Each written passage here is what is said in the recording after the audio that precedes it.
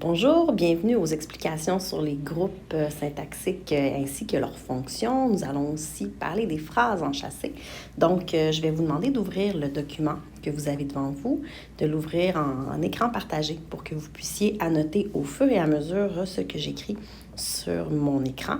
Donc, le but, c'est de faire une révision des notions qui vont vous être utiles pour rédiger des productions écrites, mieux comprendre les liens entre les mots, éviter beaucoup d'erreurs, mieux faire valoir votre pensée.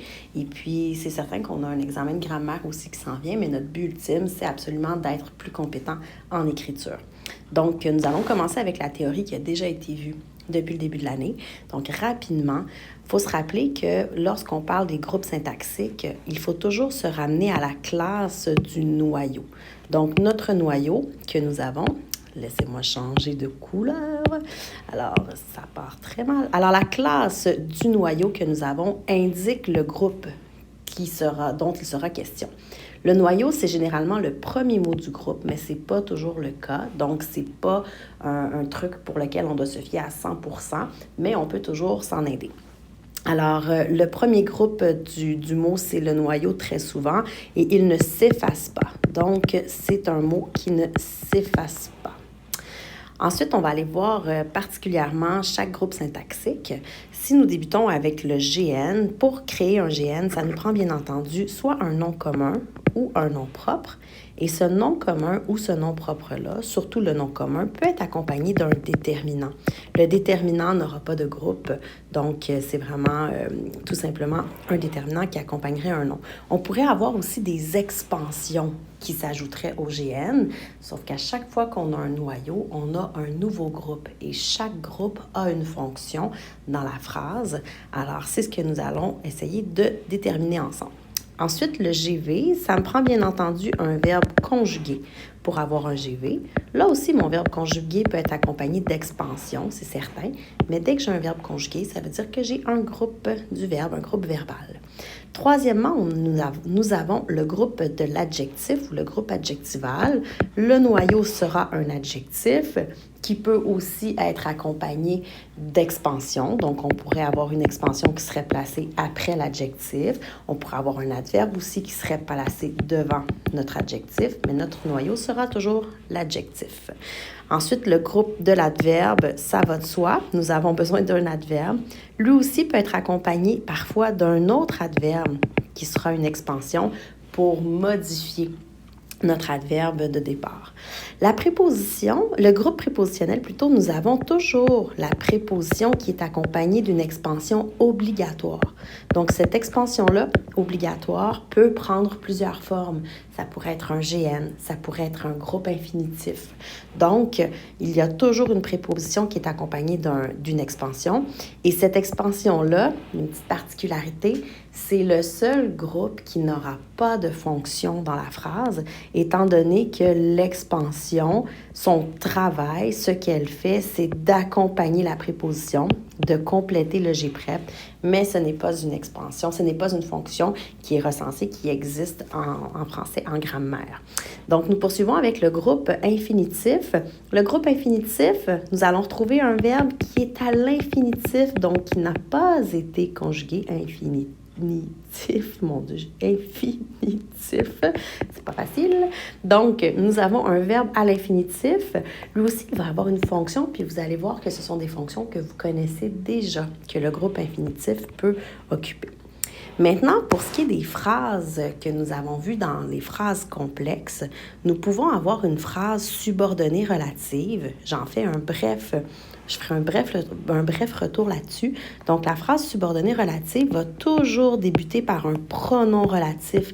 Les pronoms relatifs, vous devriez les connaître par cœur pour être facilement capable de les repérer. Faites attention au « don » avec un T et au « ou » avec l'accent. Donc, rappelez-vous de faire le petit truc avec le coup de karaté pour vous rappeler la différence avec les conjonctions de coordination qui ne sont pas les mêmes. Alors, une phrase subordonnée relative va débuter par un pronom relatif et j'ajoute aussi que tous les pronoms, donc, ont toujours une fonction et un antécédent. Donc, nous l'avions vu précédemment. Le pronom relatif va jouer un rôle dans la phrase subordonnée. Alors, ma phrase subordonnée débute par un pronom relatif, il va toujours y avoir un verbe conjugué, il va toujours y avoir aussi un sujet qui accompagne ce verbe conjugué-là. Donc, c'est ce que nous retrouvons pour notre subordonnée relative. Nous avions vu aussi que sa fonction cette année, c'était toujours d'être complément du nom et ça complétait toujours le nom dans lequel elle était insérée. La subordonnée relative, elle est toujours placée dans un GN et puis elle sera toujours complément de ce GN-là. En plus, ce GN-là sera toujours l'antécédent du pronom qu'on a choisi pour faire notre enchâssement. Poursuivons avec la phrase subordonnée CP. La phrase subordonnée CP, elle aussi, elle est insérée. J'ai oublié de le préciser à l'élément précédent. Donc, c'est toujours enchâssé dans une phrase enchâssante. Donc, souvenez-vous que la subordonnée ne peut pas exister sans la présence de l'enchâssante. Donc, la subordonnée CP plutôt, elle va débuter par une conjonction de subordination. Là aussi, on va les apprendre par cœur. Donc, nous avons notre fameux comme, si, quand, et après ça, ce que j'appelle affectueusement la gagne de que. Donc, lorsque, afin que, depuis que, puisque. Tout sauf le que tout court. Le que tout court ne fera pas partie de la catégorie pour introduire une phrase subordonnée CP. Alors, ma phrase subordonnée CP, elle aussi, elle débute par une conjonction de subordination. Elle est placée dans une phrase enchâssante. Elle peut être placée au début de la phrase enchâssante, au milieu ou à la fin. On se rappellera aussi de l'utilisation de la virgule pour l'isoler si notre phrase enchâssante est placée après, s'il y a eu un déplacement, donc notre subordonnée CP serait placée détachée du reste de la phrase avec une virgule. Donc, notre subordonnée CP, elle va nous donner un indice, un complément de phrase comme indice. Et puis, on peut préciser cette année que nous aurons à préciser pour 3 valeurs ajoutées. Donc, ce serait le but, le temps et la cause. Vous aurez à repérer tous les autres types de subordonnées CP, mais vous n'aurez pas besoin de préciser s'il s'agit d'une conséquence ou s'il s'agit d'une opposition. Donc, on a seulement à préciser le but, le temps et la cause cette année. J'aimerais ajouter aussi que nous avons nos 3 manipulations syntaxiques préférées pour repérer la subordonnée CP. Donc, nous avons le classique déplaçable, effaçable et mon préféré, le dédoublage. Donc, nous pouvons toujours dédoubler une subordonnée CP en utilisant la formule « et cela se passe et cela se fait » placée entre ma phrase enchâssante et le début de ma subordonnée CP. Si ces 3 manipulations syntaxiques fonctionnent, nous avons une phrase subordonnée CP. Je poursuis avec la phrase subordonnée complétive, une nouveauté cette année. Donc, la subordonnée complétive, dans son nom, on voit qu'elle complète quelque chose. Et puis d'ailleurs, elle complète un GV. Elle est toujours installée cette année, parce que l'an prochain, elle pourrait être placée ailleurs. Elle va compléter une information et cette année, c'est un groupe verbal. Elle sera une expansion du groupe verbal. Donc, elle va toujours débuter par une conjonction de subordination. Nous avons 3 choix, le que, le de ce que ou le à ce que. Donc, c'est ici que nous retrouvons notre que, conjonction de subordination. Il n'était pas dans notre subordonnée CP. Il faut faire attention parce que le que est présent dans les pronoms relatifs. Je vais revenir sur comment faire la distinction entre les deux dans quelques instants. Alors, nous avons la phrase subordonnée complétive qui débute par une conjonction de subordination, une des 3 que nous avons précisées. Elle sera placée, la subordonnée complétive, à la suite d'un groupe verbal. Elle va compléter ce groupe verbal-là. Et ses fonctions possibles, ce serait d'être CD ou CI. L'an prochain, d'autres fonctions vous seront présentées, mais cette année, nous abordons seulement le CD et le CI. Elle se comporte, la subordonnée complétive, comme un CD, comme un CI. Elle est dans une phrase enchâssante, comme toutes les autres phrases subordonnées. Pour terminer avec la distinction entre le que conjonction de subordination, celui-ci, et le que pronom relatif, le petit truc qu'on vous a donné, c'est de regarder si le que était placé dans un GN ou dans un GV. Quand il est dans un GV, c'est certain que c'est une subordonnée complétive. On peut avoir ce truc-là, puis ensuite valider avec les différentes fonctions. S'il est placé dans un GN, bien, ce serait un pronom relatif, donc il introduirait une subordonnée relative. Mais en plus de ça, il aurait un antécédent et il aurait une fonction aussi. Donc, ce sont vraiment 2 mots qui sont les mêmes, mais qui n'ont pas du tout le même rôle, la même utilité dans la phrase. Allons à la page suivante pour travailler sur les classes de mots qui n'entraînent aucun groupe ou phrase subordonnée. Donc, les éléments suivants, le pronom, sauf le pronom relatif qui était dans la phrase subordonnée relative, tous les pronoms, nous allons les identifier dans les phrases. Nous allons devoir savoir s'ils sont des pronoms démonstratifs, pronoms personnels, mais ils n'entraîneront pas un groupe. Alors, on n'a pas le groupe pronom, ça n'existe pas. Alors, ce sont simplement des pronoms. Même chose pour les conjonctions de coordination, le mais, ou, et, donc, car, ni, or, qui vont s'occuper de faire un lien, une coordination entre deux idées. Rappelez-vous, c'est ce qui me permet de tenir soit deux groupes ou deux phrases ensemble. Donc, c'est le lien qui assure la coordination. Ça n'a pas de fonction. Ça n'a pas de fonction, non, c'est vrai, mais ça n'introduit pas, ça ne présente pas, ce n'est pas un groupe. Le groupe conjonction de coordination n'existe pas. Donc, c'est simplement son utilité, c'est de faire un lien entre deux groupes. Le déterminant, même chose, il va permettre d'accompagner un GN. Donc, le déterminant, il est toujours accompagnateur d'un nom. Alors, il va être dans un groupe du nom, ne sera jamais utilisé tout seul, n'aura pas non plus de groupe qui va porter le nom groupe déterminant. Alors, le déterminant et le nom vont former un GN. Un déterminant tout seul, ça n'existe pas. Si tu vois un le ou un la ou un les dans une phrase, c'est que ce n'est pas un déterminant s'il n'y a pas de nom qui les accompagne. Ça devient des pronoms à ce moment-là. Alors, ce ne sont pas des déterminants quand ils sont seuls, ce sont des pronoms. Je vous invite à faire maintenant l'exercice 1. Vous pouvez faire pause sur la vidéo, compléter l'exercice 1 pour confirmer les informations que je vous ai présentées. Prenez vraiment le temps d'identifier le noyau pour ensuite indiquer le groupe ou la phrase que nous avons. Donc, il ne suffit pas de faire ça trop rapidement. Il faut vraiment être capable de bien déceler les différences entre les classes de mots. Maintenant que votre exercice est terminé, je poursuis avec les fonctions. Vous allez voir que plusieurs de ces fonctions-là ont été vues depuis septembre. Nous avons quelques petites nouveautés.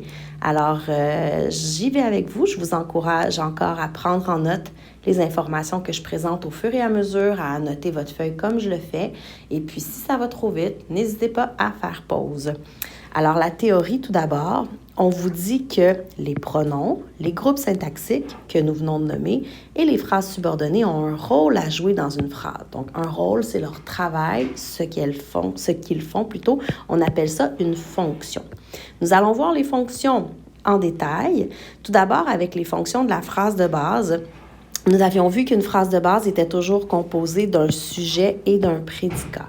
Donc, pour le sujet, les petits trucs qu'on peut avoir, les manipulations syntaxiques qu'on peut utiliser, ça pourrait être tout d'abord de pronominaliser, donc de remplacer par un pronom ce qu'on croit être notre sujet. On peut aussi encadrer grâce à ces qui. Donc, nous pouvons encadrer notre sujet grâce à c'est qui et ensuite placer le verbe devant, ce qui nous aide à savoir si nous avons un sujet. Puis, c'est certain que mon truc numéro 1 que j'utilise toujours pour trouver le sujet, c'est à partir de mon verbe conjugué. Je vais poser la question qui est-ce qui ou qui est-ce qui, toujours suivi du verbe. Ça va me donner mon sujet. Une fois que j'ai l'impression d'avoir trouvé mon sujet, je peux valider à l'aide de mes deux manipulations syntaxiques. Je passe rapidement au prédicat. Donc, le prédicat, c'est le verbe conjugué.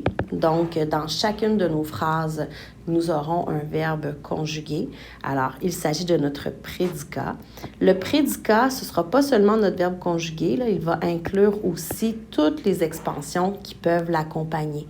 Alors, si je vous souligne dans une phrase un verbe conjugué, bien, le prédicat, ce n'est pas seulement le verbe conjugué. Vous devez mettre toute la boîte pour préciser qu'il s'agit du verbe conjugué et de ses expansions. Même chose pour le sujet aussi. Le sujet, parfois, il est minimal avec simplement un groupe, par exemple un GN, mais parfois on pourrait avoir aussi des expansions qui pourraient accompagner ce GN-là. Donc tout ça serait sujet, puis à l'intérieur de notre boîte sujet, nous aurions d'autres fonctions pour chacun des groupes syntaxiques que nous aurions. Alors, ça va être la même chose pour toutes les fonctions que nous allons voir. Alors, on peut avoir d'autres fonctions, des boîtes dans des boîtes dans des boîtes qui pourraient occuper d'autres fonctions. Alors, soyez bien vigilants à ce qu'on va vous demander de repérer, à ce qu'on va souligner aussi pour que vous trouviez la fonction. J'enchaîne maintenant avec le modificateur. Donc, le modificateur, nous avons deux groupes qui peuvent être modificateurs. Ça pourrait être le groupe de l'adverbe qu'on rencontre très souvent comme étant modificateur, mais le G-prep aussi peut être modificateur et peut être modificateur d'un verbe, en fait. Alors, le modificateur va changer l'intensité. Je vais dessiner une flèche sur le côté pour montrer l'intensité. Alors, je vais me faire un petit espace pour pouvoir écrire à la gauche de mon tableau.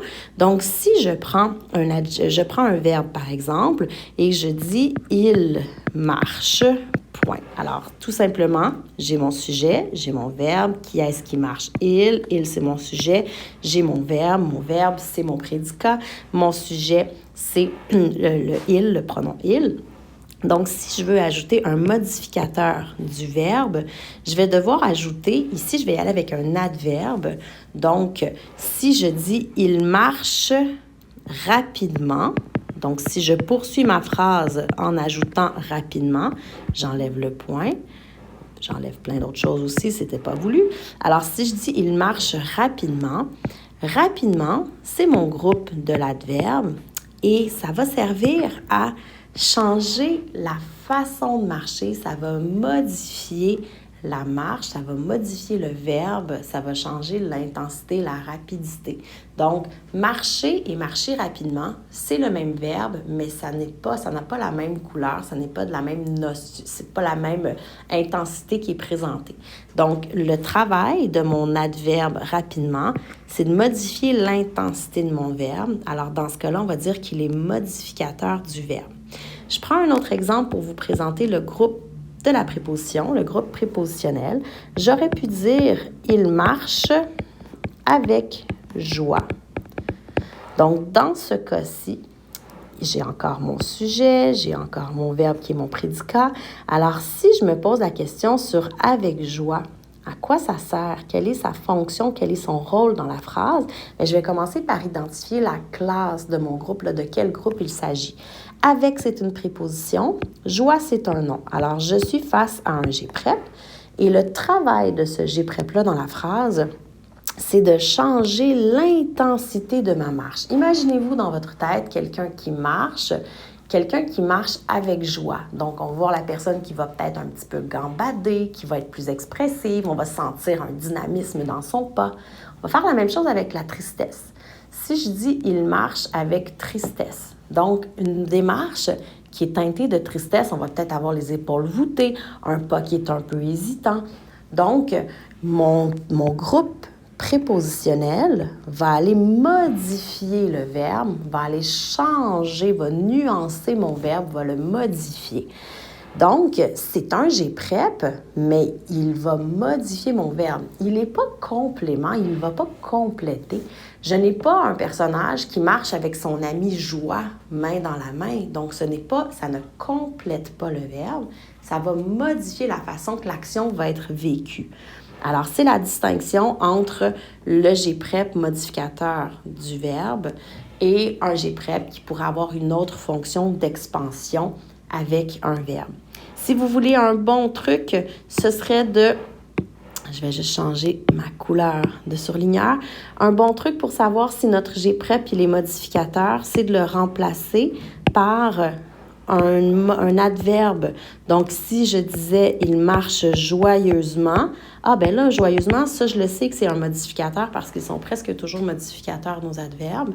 Donc, je vais savoir confirmer que mon G-prep, il est effectivement modificateur du verbe. Je poursuis maintenant avec le modificateur de l'adjectif. Même chose, cette fois-ci, seulement l'adverbe peut être modificateur de l'adjectif. Alors, si je prends l'adverbe « gentil » et qu'on dit « il est gentil », si j'ajoute un modificateur et que je dis « il est très gentil », Le très, c'est un adverbe. Son travail, sa fonction, ça va être de changer l'intensité de mon adjectif. Ça va modifier l'adjectif gentil. Si on le voit avec une gradation, là, avec une échelle, là, quelqu'un qui est gentil, ça se trouve ici. Quelqu'un qui est très gentil, donc on augmente l'intensité de la gentillesse. Et je pourrais même dire vraiment très gentil. Je pourrais continuer d'augmenter en ajoutant des adverbes qui modifient l'intensité. Donc, des mots les uns envers les autres. Alors ici, on va utiliser un seul groupe de l'adverbe qui a le travail de modifier l'adjectif gentil. Et je termine avec le modificateur de l'adverbe. Les adverbes peuvent modifier d'autres adverbes. Je vais reprendre mon exemple avec « il est très gentil ». Donc, je vais reprendre encore une fois mon échelle de gradation. Gentil, très gentil. Si je veux ajouter un adverbe pour augmenter encore plus l'intensité, je pourrais dire « il est vraiment très gentil ».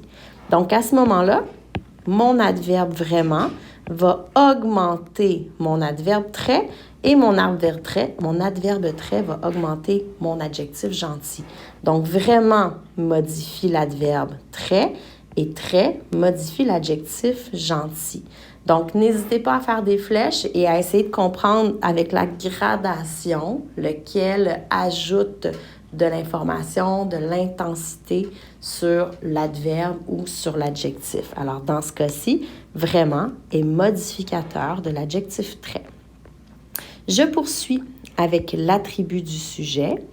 Je tiens à vous dire en fait que vous pouvez faire une pause maintenant si vous le souhaitez pour aller faire les exercices qui sont évoqués un peu plus loin. Si vous allez dans les pages suivantes, les exercices sont classés par catégorie. Donc, la première partie, nous avons les compléments du nom, de l'adjectif et de phrase. Donc, comme ce ne sont pas les notions que nous venons de voir, vous pouvez attendre de faire l'exercice 2.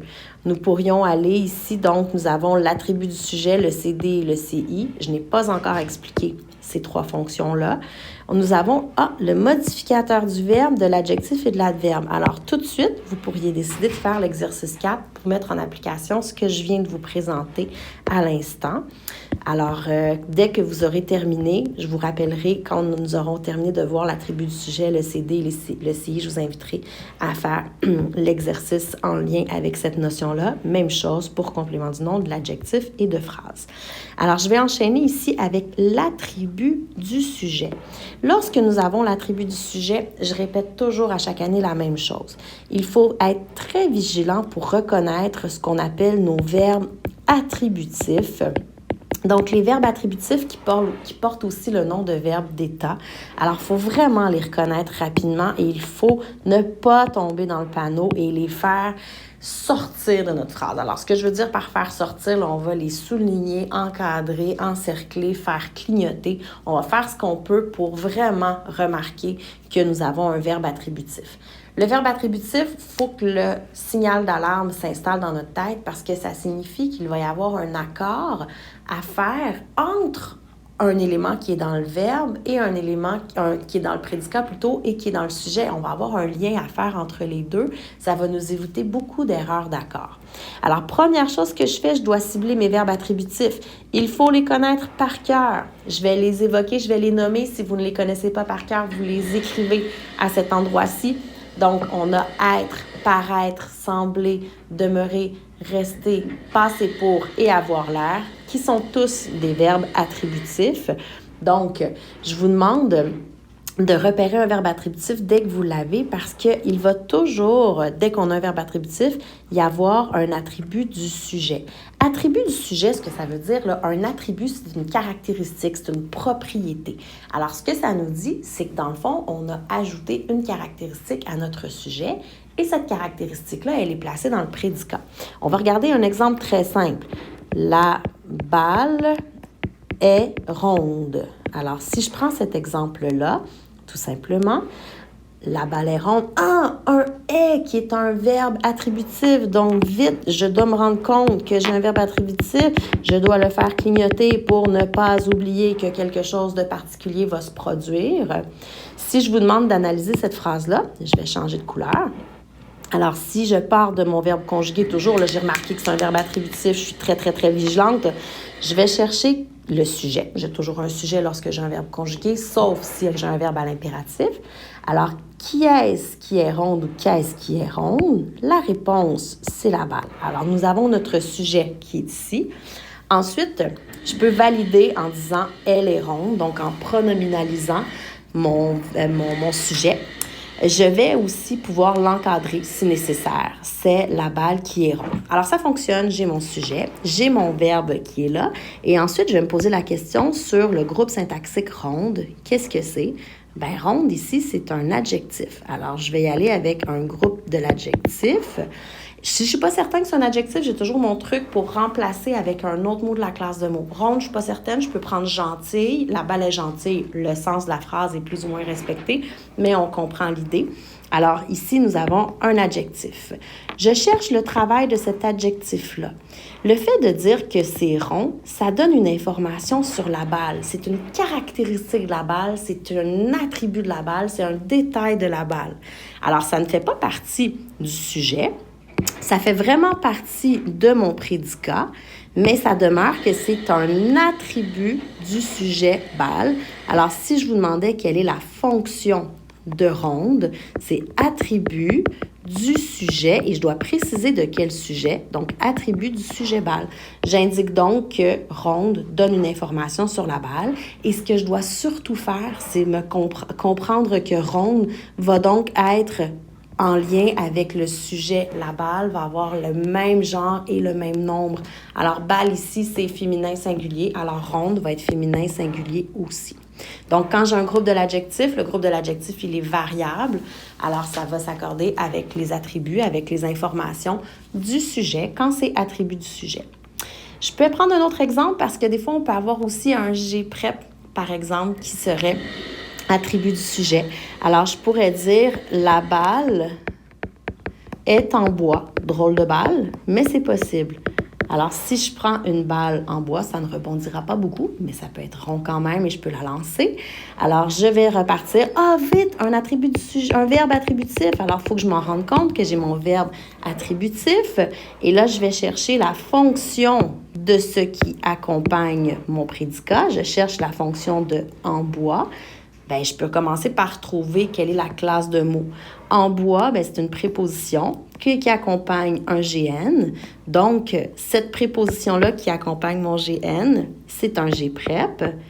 Et la fonction, le travail de ce G-prep-là, c'est là aussi de donner une information sur la balle. Alors, ça donne une caractéristique à la balle, ça donne une propriété, ça donne un attribut à la balle. Donc, si je vous demandais quelle est la fonction du G-prep en bois, bien, même chose, c'est attribut du sujet balle. Cette fois-ci, je ne vais pas changer l'accord de en bois. Mon G-prep ne va pas changer, ne va pas s'accorder avec le sujet. Il va rester écrit de la même façon, donc il ne se modifiera pas en lien avec le sujet pour lequel il est attribut. On pourrait avoir aussi un GN qui serait attribut du sujet. Donc, ce qu'il faut repérer, c'est dès que nous avons un verbe attributif, ce qui suit, ça doit être un attribut, une information sur notre sujet et ça va nous aider à faire nos accords. On va prendre une petite pause pour pouvoir poursuivre avec les compléments